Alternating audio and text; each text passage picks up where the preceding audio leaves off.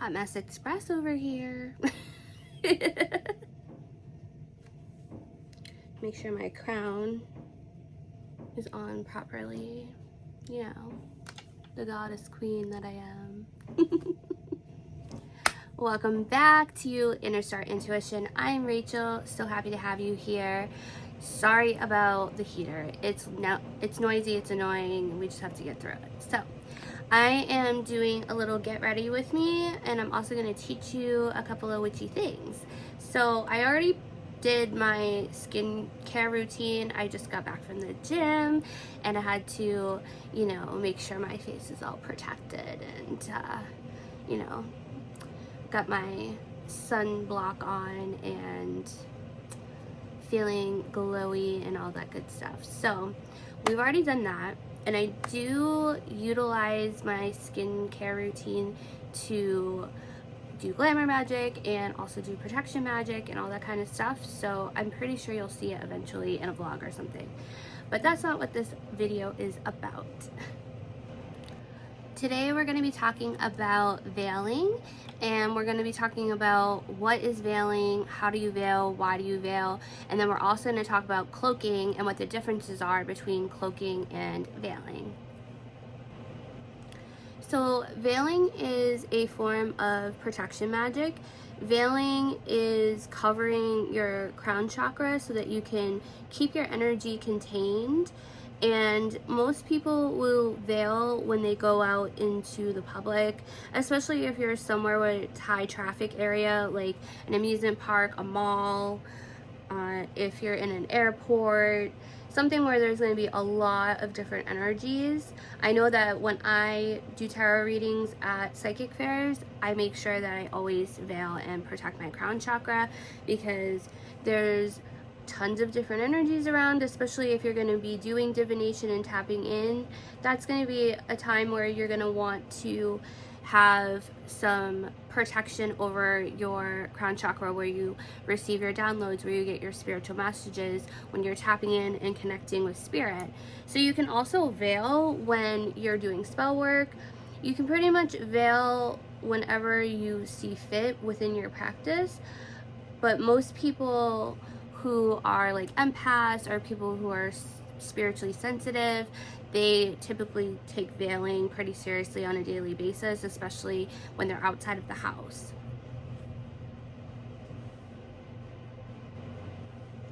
You can use a bunch of different options for how you want to veil.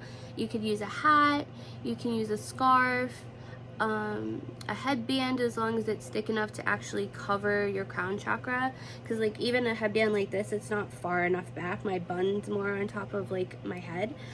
And if you are in a pinch, you could always enchant your own hair and tell it to keep you protected. Like if you get overwhelmed somewhere and you feel like you just need to conceal your energy a bit, that's kind of like a quick fix. If you have some sort of protection oil to put in your hair to set your intentions, that's even better. But it's not like a recommended every day to just rely on your own hair, because it's still a part of you, and the best way to actually keep your energy protected and keep yourself protected from entities and spirits and things like that is to actually use something that's enchanted to cover your crown chakra. So you can choose what makes sense for you, what works best for you. Personally, I utilize a pretty thick headband most of the time. So this headband is going to cover all of this. So this would be a good option. It's nice and thick. It's even cute and spiritual. You can find these pretty much anywhere. I think I got mine on Shein. And as long as it's going to be like the thicker ones, like if it was the half of this one that like goes here, that's really not going to help you. So you're just going to want to enchant them. You can do that in a multitude of different ways. You can make a beautiful blessed water and soak your head wrap or your scarf or whatever you're using in that and bless it, and you know, say your incantation, whatnot, and then let it dry and use that.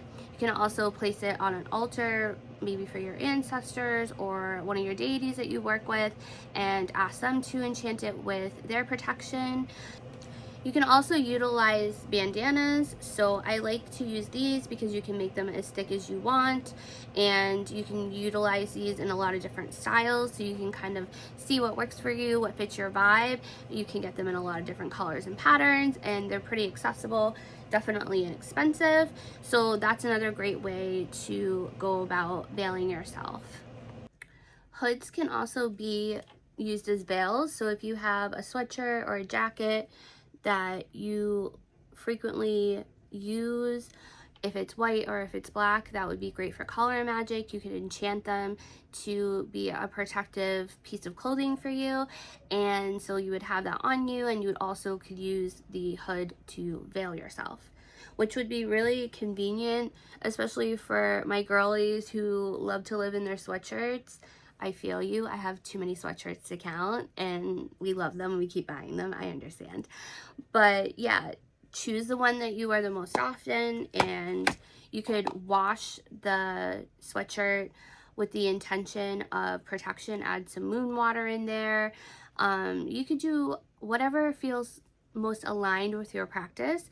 You can also use oils to anoint them if you want, whatever suits you, you know. It's very much of a customizable way to go about enchanting them. It's really just finding what works best for you and what makes sense for your practice.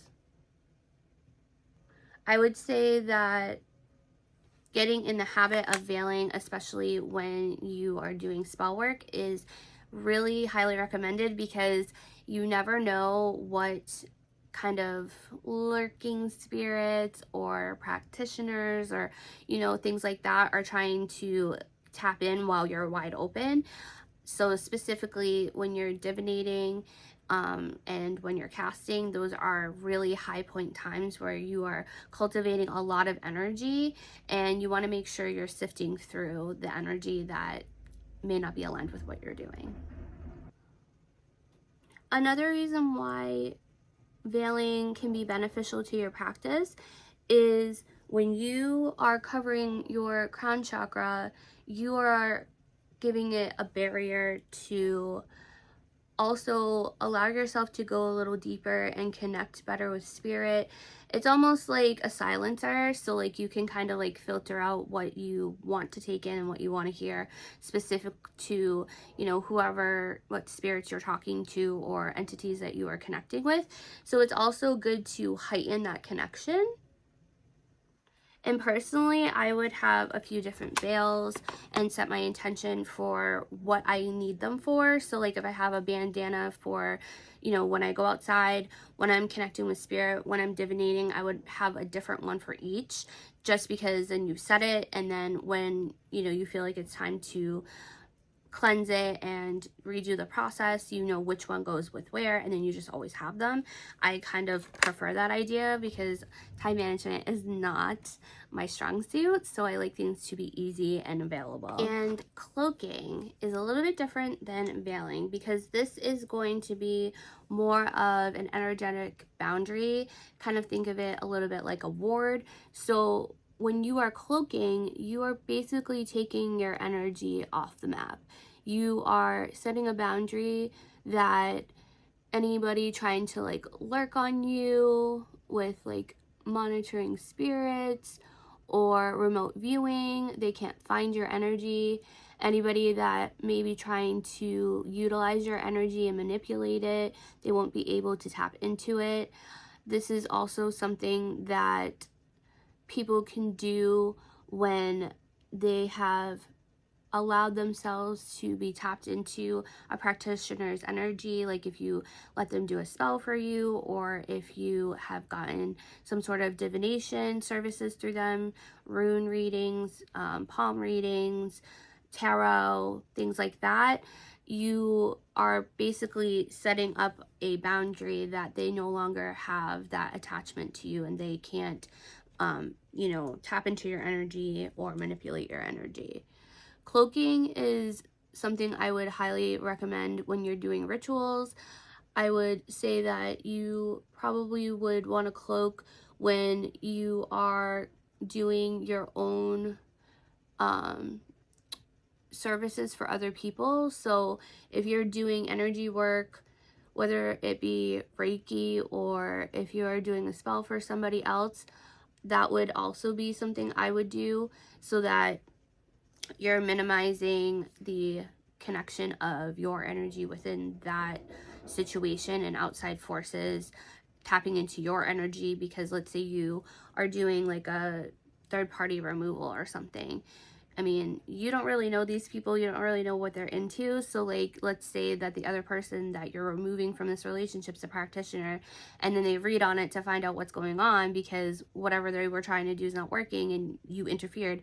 That's a good way to cloak your energy in that spell so that they can't find you and they can't throw back at you or what have you. So pretty much cloaking is just kind of like taking it that next step, taking it to that next level of removing your energy off the map, is the best way I can put it. One of the ways that you could do that is utilizing herbs like chicory, tansy. I will put a few more up here. Those are the two that come to mind. Those are great herbs to use when you are trying to cloak your energy to be like invisible. And be very careful. So if you're going to do cloaking and you want to use, oh, I have mascara on me.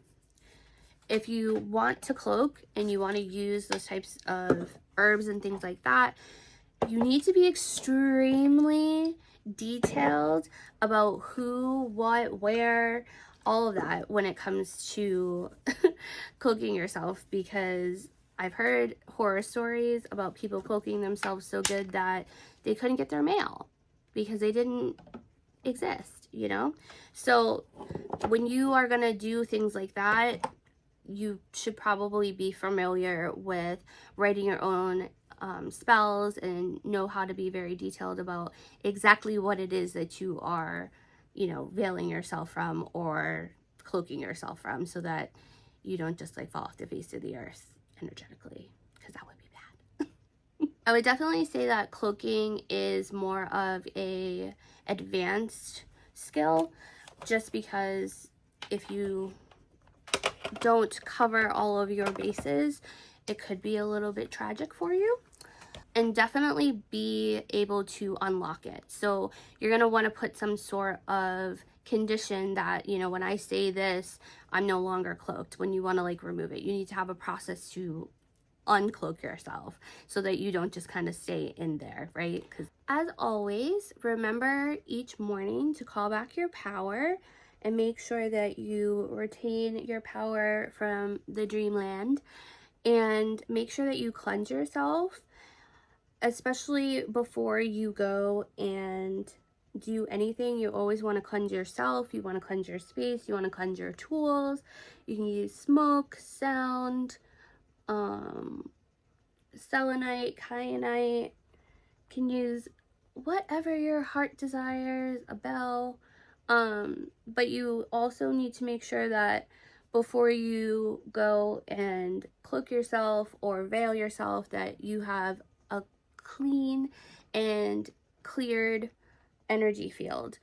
Also, when you are calling back your power, and I don't know how you guys do it, but I say, I call back my power from every person, place, or thing, every dimension, every plane, every reality, cleansed, charged, and renewed now.